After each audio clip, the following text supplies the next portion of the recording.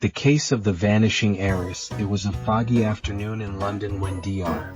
John Watson arrived at 221B Baker Street, finding his friend Sherlock Holmes deep in thought, a pipe clenched between his teeth.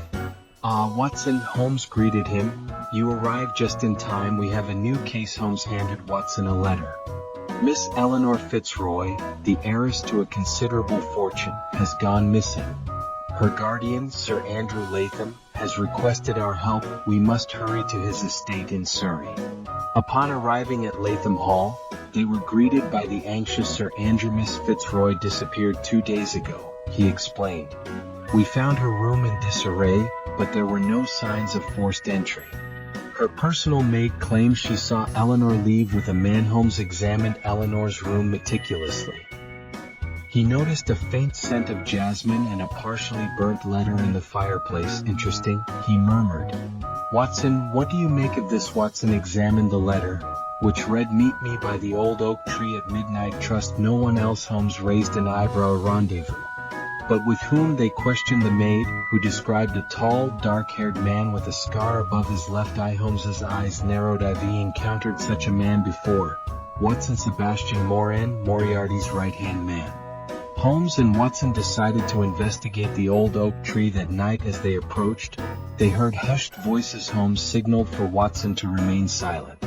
They crept closer and saw Eleanor with a man fitting Moran's description. Before they could intervene, Moran spotted them. "Run!" Eleanor shouted.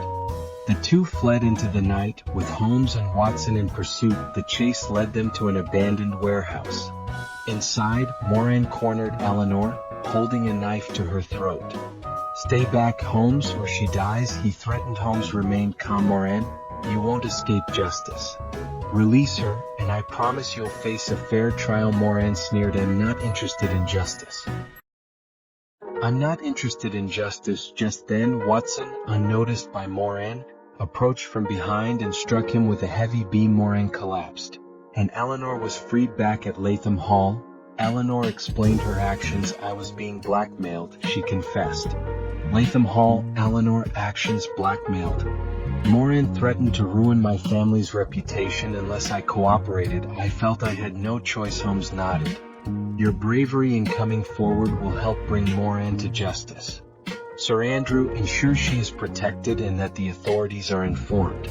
As they departed, Watson couldn't help but admire his friend's intellect. "Holmes, you never cease to amaze me." Holmes smiled. "Elementary, my dear Watson, a simple case of deduction and observation."